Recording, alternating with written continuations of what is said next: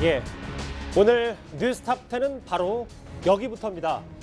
최근 공수처가 언론인과 민간인을 비롯해서 야당의 현직 의원들까지 무더기로 통신 자료를 조회한 사실이 드러나면서 논란이 꽤 큰데요. 지금까지 대략 200명이 넘습니다. 그런데 오늘 윤석열 후보와 김건희 씨의 통신 자료까지 이 두 사람의 통신 자료까지 조회한 것으로 새롭게 알려졌습니다. 오늘 오후에 국민의힘은 긴급 기자회견을 열었습니다.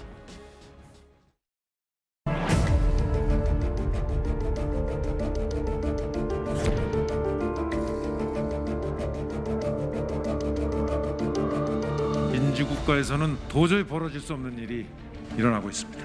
국회의원 78명, 우리 윤석열 대통령 후보 그리고 그 가족에 대한 불법 사찰의 횟수가 계속 밝혀지고 있습니다. 우리 대통령 후보께서는 10회, 배우자께서는 9회로 지금 밝혀지고 있습니다. 현재까지 밝혀진 거는 살아있는 권력 수사하는 곳이라고 만들어 놓는다고 거짓말하더니 살아있는 권력은 에스코트 해가지고 황제 조사하게 만들고 국민 세금을 혈세를 도둑질하는 아주 나쁜 조직입니다.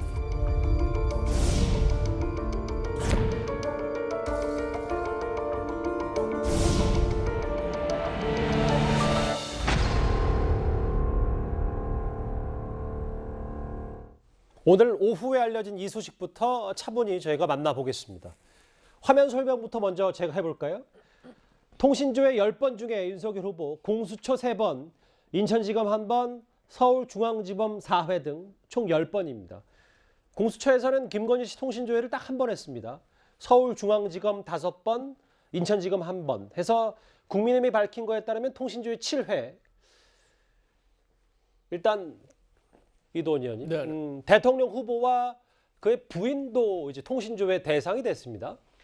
대한민국의 자유민주주의에 그야말로 적신호가 켜진 건 아닌지, 도대체 우리나라가 어디로 가고 있는지 정말 우려가 됩니다. 지금 대선 70일 정도 남겨둔 상황이죠. 그런 상황에서 야당의 대선 후보가 통신조회를 당하고 그 배우자가 통신조회를 당했습니다. 윤석열 후보 같은 경우에는 중앙지검, 공수처, 인천지검, 서울시경찰청, 관악경찰서 사정기관이 거의 총동원되다시피 해가지고 통신을 조회했죠. 이쯤 되면은 그 야당 후보를 대상으로 한 사찰이라고 해도 이게 과하지 않을까 싶기도 하고, 김건희 씨에 대해서도 서울중앙지검, 공수처, 인천지검 도대체 어떤 사건으로 어느 시점에 그 통신 조회를 했는지 한번 면밀하게 따져봐야 되겠습니다. 이것뿐만이 아니죠. 지금 야당이, 지금 국민의힘 의원이 105명인데 무려 78명에 대해서 통신 조회를 했습니다. 그렇다면 이거는 무슨 설명을 갖다 붙여도 야당 탄압이라고 얘기하지 않을 수 있겠습니까? 또 그뿐입니까?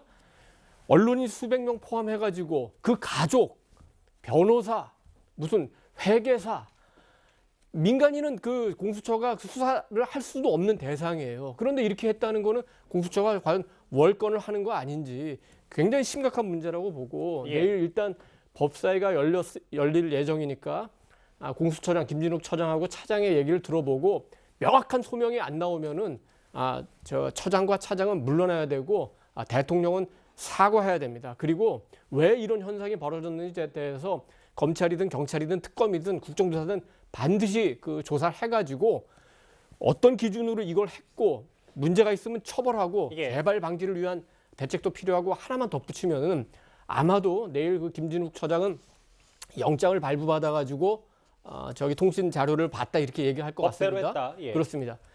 그렇다면은 이거는 만약에 공수처가 이런 무리한 수사를 하고 탈법적인 수사를 하려고 한다면은 법원에서 그 영장을 제동을 걸었어야죠. 알겠습니다. 영장을 기각했어야 되죠. 지금 많은 검사들이 어떻게 이런 영장이 발부가 될 수 있는지 거기에 대해서 문제를 제기하는 거 아닙니까? 그 부분에 대해서 법원에서도 반드시 소명이 있어야 된다고 생각합니다.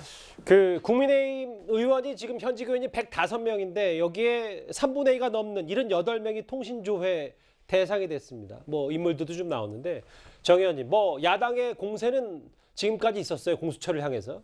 근데 일단 대선 후보와 후보 부인까지 그 대상이 되니까, 그래서 오늘 임태희 본부장이 직접 긴급 기자회견까지 연 겁니까? 그 과거의 그 어떤 정권도요, 야당에 대해서 이렇게 한 적이 없었잖아요. 제가 볼 땐 거의 초토화시킨 건데, 이 통신 자료를 조회를 한다는 거는요, 예. 반드시 영장이 필요해요. 영장에 의하지 않으면 사실 불법입니다. 예. 그러면 영장을 공수처가 이렇게 야당 의원 78명에 대해서 받았다라고 하는 거는 그 영장을 발부한 판사가 있을 겁니다.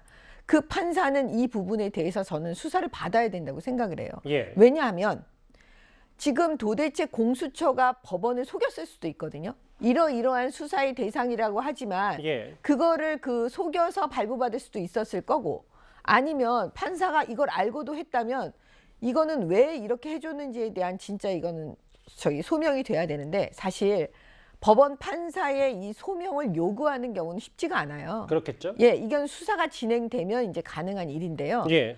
저는 그 공수처에서 기억나시겠지만, 공수처에서 윤석열 총장에 대해서 과거에 그 판사 사찰 문건 가지고도 입건을 했어요. 불법이라고. 예. 근데 사실 그거는 판사 사찰 문건이 아니었는데도 그랬거든요. 그러면 이 정도 되면은 그 공수처장 내지는 공수처에 있는 모든 사람들은 사실은 그 입건이 돼야 되는 지금 상황이에요. 그러면 결국 공수처는 해체돼야 된다라고 국민 여론이 올 수밖에 없거든요. 알겠습니다. 예, 그러니까 이런 부분에 대해서 저는 문재인 대통령하고 민주당은 과연 어떻게 생각하는지 좀 말씀을 좀 해주셨으면 좋겠습니다. 예. 그 부분도 잠시 뒤에 좀 더 들어볼 거예요. 이승훈 변호사님, 대선 후보와 그의 부인 혹은 야당의 현직 의원들 말고도 사실 저를 포함한 언론인들 혹은 뭐 언론인들도 기자들이 통신조회 대상이 된 수치도 계속 좀 늘어나고 있거든요.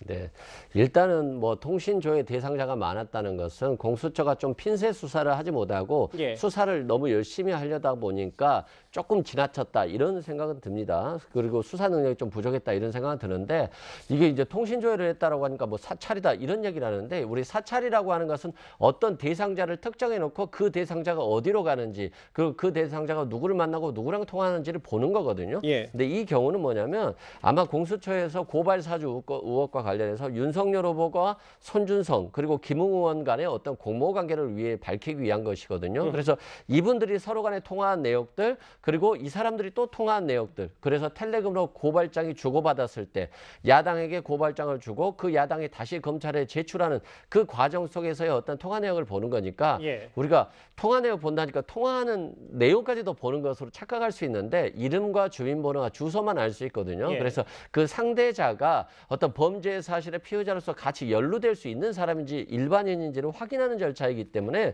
이건 사찰이라고 보기는 어렵고요. 영장에 의해서 했다는 거 알아봐 주시면 될 것 같고, 또 민간인 사찰이나 국회의원은 아니다. 또 국회의원인 줄 알았으면 안 했겠죠. 모르니까 했겠죠. 그런 측면에서 예. 비록 공수처가 좀 과하긴 했으나 수사 능력이 좀 부족했고 수사 의지는 많았다 이렇게 생각됩니다. 그러니까 사찰 문제가 아니라 공수처의 능력 부족이다 이렇게 보시는군요. 네. 예. 그럼에도 일단 국민의힘에서는 이를 불법 사찰로 규정했습니다. 현 정권의 엽기적인 행각이다 이렇게 총공세를 했는데요. 한번 들어보겠습니다. 지금 민주국가에서는 도저히 벌어질 수 없는 일이 일어나고 있습니다. 문재인 정부가 대국민 상대로 모든 수사기관을 총동원해서 야당 후보를 사찰하고 민간인을 사찰하는 그런 전모가 서서히 드러나고 있습니다. 이것은 현 정권의 민주정부를 가장한 현 정권의 엽기적인 행각입니다. 김진욱 처장 즉각 이분에 대해서 책임지고 구속돼야 마땅하고 당장 감옥에 보내야 마땅한 사람이라고 생각합니다. 국회 차원에서 김진욱 처장에 대해서 철저하게 책임을 묻고 충고할 것이고 즉각 탄핵시키도록 조치할 것입니다.